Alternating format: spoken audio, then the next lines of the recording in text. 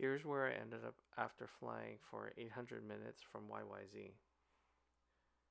South Korea, where I was greeted by harmless AI robots that were designed to assist me with any information at the airport and also with any luggages that were too heavy. So you can see in the next frame here, um, it's called the airporter. So my friend and I had to hightail it to our next flight, which was Bangkok. This airport gave me the White Lotus vibes, but I figured if you made a wrong turn, you'll be seeing a black mirror. May I have your attention, please?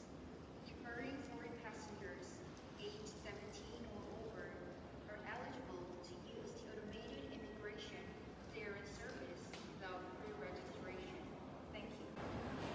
We made our way to the Miracle Lounge and then quickly realized we had to board our flight.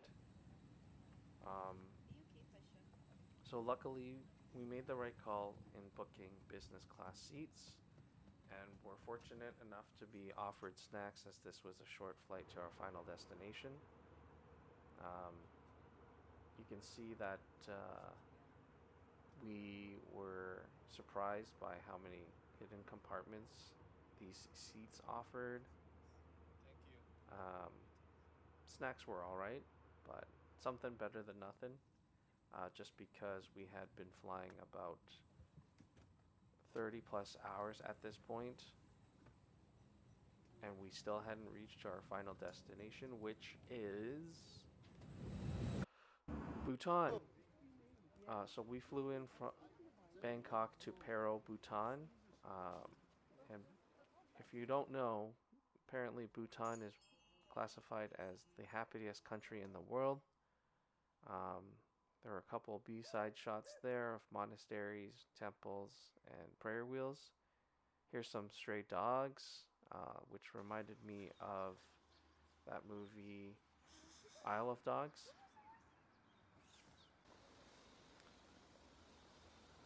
So here's a view of the monastery, one of the monasteries in Bhutan that we visited. In Bhutan, they're called Jongs, which is spelled Dzong. They serve multi purposes, but mainly as a religious um, milestone or religious spot for people to come and pray, but also as government um, bodies or government offices. Uh, so what you're seeing here is just their spring festival. So they do a lot of traditional um, dancing. Um, they have a lot of festivities that kind of honor the gods. I thought this was pretty cool because this is a more vibrant version of celebrating um, the Buddhism religion and culture.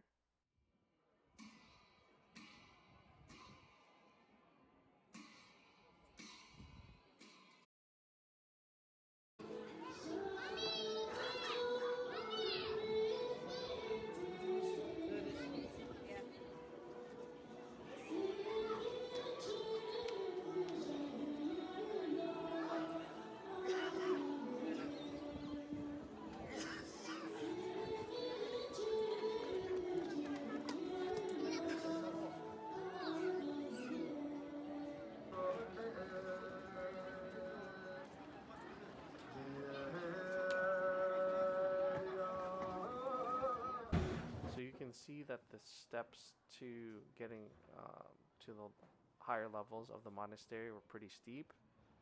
They're basically like massive ladders, but still the rise of the steps were wide enough to look like stairs. Um, Basically, we went up to the upper parts of the monastery to get a different vantage point to enjoy the festivities of the Spring Festival.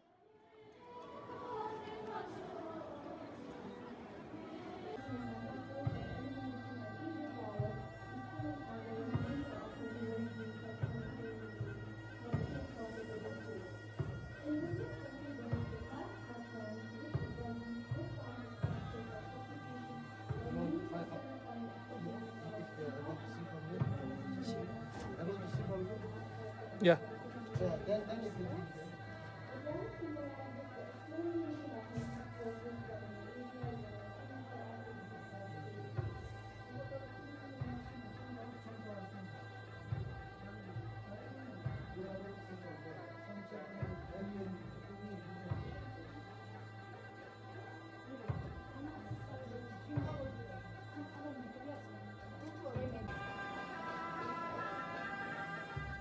I got a little bit distracted because somebody had called out saying that we were so high up that even the planes had to fly pretty low into the airports, and that's just to avoid the thick clouds.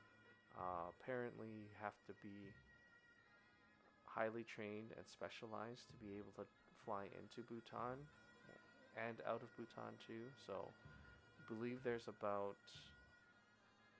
20 uh, pilots that are qualified to fly in and out of Bhutan, from what I remember.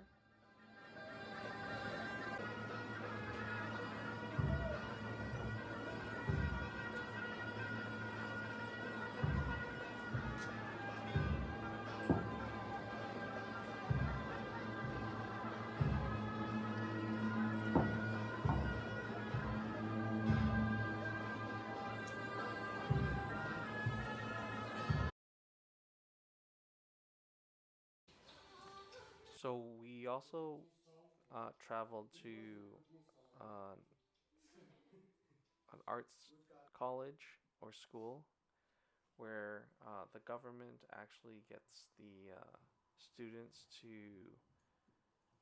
do traditional uh, paintings and works of art that are specific to the Bhutanese culture to uh, maintain the culture, which is quite nice. So you still can see here that there's a lot of traditional um, practices that are well maintained and funded by the government. You can see that there's a lot of yarn work and sculpting and painting um, that was done. It was really nice to see, just because it's very, or I guess it's a very traditional form of art. I believe that this lady here was stretching out the yarn with this mechanism, which I thought was pretty cool.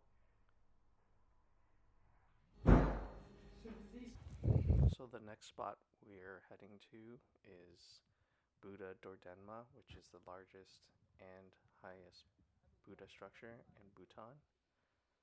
It's really cool to see how these structures are placed in such remote and cool places, because I can't ever figure it out. I'm just in awe all the time. And then this was the meal that we had as we were making our way down. We got a pretty nice view of the mountains, of course, and then slowly made our way down further to a town nearby. Uh,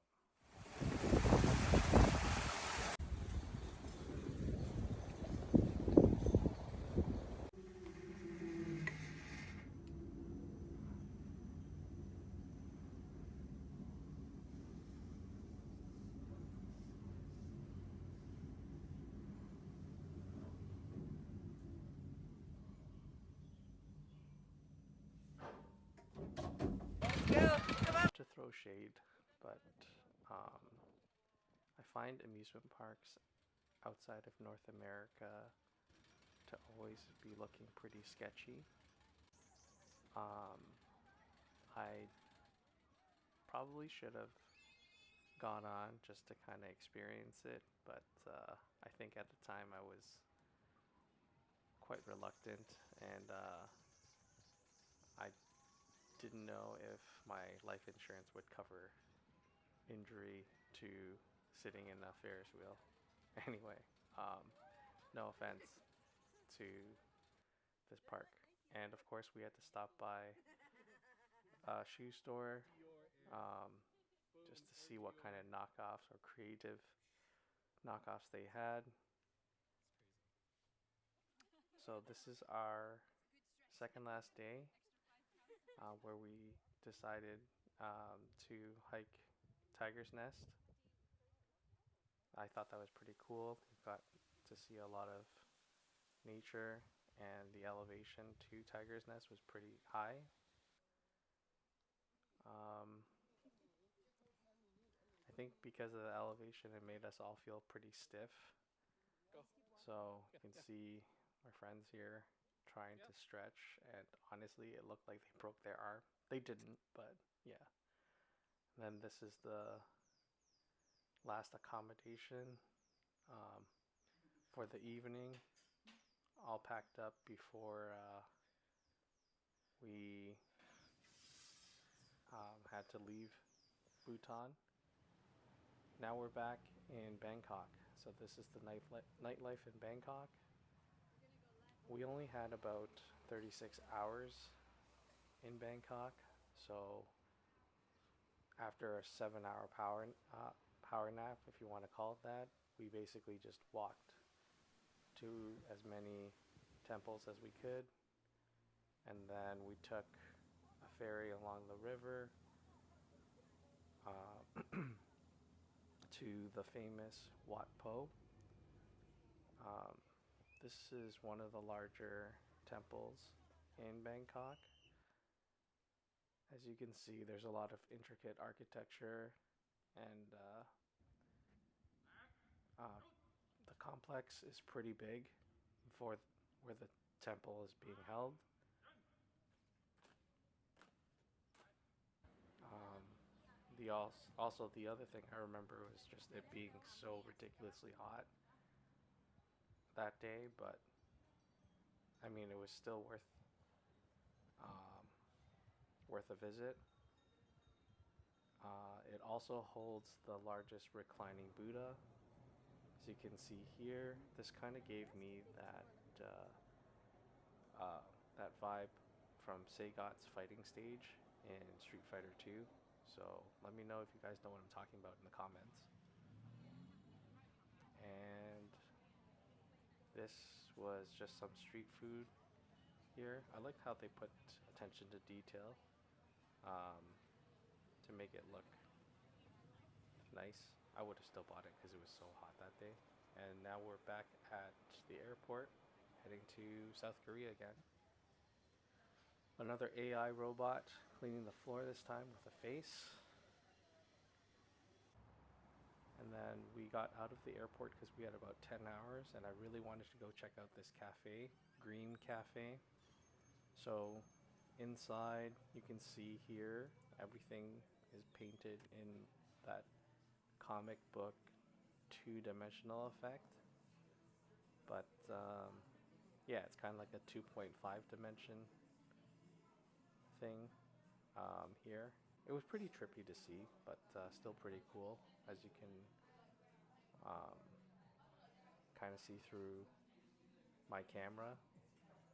Um, yeah, I'm glad I actually made it here, but definitely would want to go back to South Korea and Bangkok for more than 4 days. Um, the AI robot took our photo, and this pretty much concluded our journey. And this is all because I said yes to going to Bhutan.